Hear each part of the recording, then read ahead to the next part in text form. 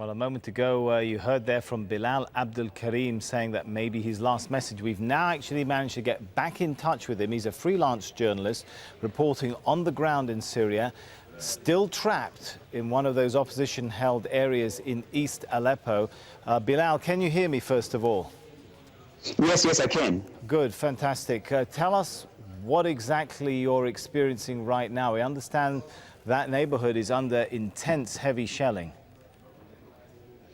Well, the shelling that we're facing, on a day like today, is actually one of the easy days because we're seeing tank shells, or we'll be seeing mortar fire and such like that. Now, people would be sitting there thinking, wow, how horrible is that? Well, that's not quite as horrible as it probably will be once the skies clear up, because there's been heavy cloud cover, so the planes are not able to hit us with bunker busters and parachute bombs and things of this nature. That's what they've been doing. It's only over the last 24 hours, less than 24 hours, because of the dense cloud cover that we've been able to enjoy, if you want to call it that, relative calm from the planes. But then again, of course, the tank shells and cannons and mortar fire take over.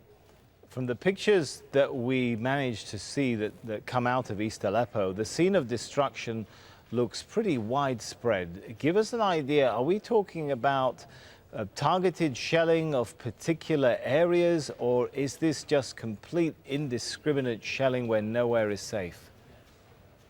To answer the question, is anyone safe? The answer is no. There's no place here that is safe.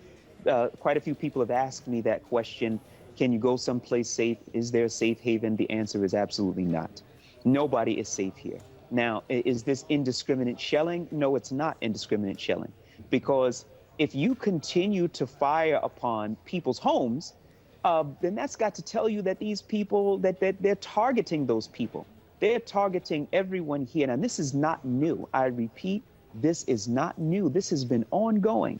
But just to clarify what I mean by indiscriminate, are you saying that homes, and when you said bunker busters, people in basements, all civilian infrastructure is being hit at this point?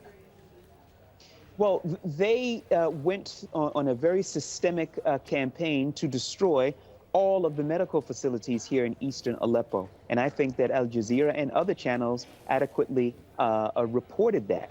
You don't get much more of a civilian type infrastructure than a hospital. They targeted water stations. They targeted courthouses. They targeted anything that would provide a service to the people. But once again, I have to let everyone know that this is not new. They have been doing this all along. It's just unfortunate now that we're at the, I guess you would call the 11th hour, and it looks like it's going to be over soon. Whatever that I'm curious to means. know, when you say it's going to be over soon, what are the opposition fighters saying, if anything, to the people? Are they still holding out some hope of resisting the government advance, or are they, I mean, what is their message basically at this point? Well, I haven't spoken to every last one of them, but I know that some of them, their position is that we're just going to, we're going to take as many of Assad's forces with us as we can. That's just the way that the thinking is. I'm not sure if they believe that they can actually hold out or punch their way out of this siege. So once again, these are people who their families, their wives, their children are right upstairs from where some of these battlefronts are. And of course, they're in a very stressed out way. And the only thing that they can offer is just to say that I'll just do my best to take 10, 15, or 20 of them with me. And that's pretty much the way that the situation is right now. And with people who are still there, civilians who are still there, it might sound like a silly question, but why don't they leave is often a question which comes up. Is it that they're trapped by the fighting, they're held against their own will by some of the opposition, or that they're in fear of what the government forces might do to them? Well, definitely, it's number three. It's the fear of what government forces would do to them. Number one, the government forces have killed more than 500,000 people. So that's that's got to be a major deterrent right there. Secondly, the territories in which the government forces have taken over, just last night, there have been summary executions in the Bustan al-Qasa area for everyone with a certain last name, because they've been known to be fighters. And that means that they would kill the women and the children and everyone. So this has been widely reported by people from the Bustan al-Qasa area. And but once again, I'm telling the people, I'm going to sound like a broken record here, is that this is not new.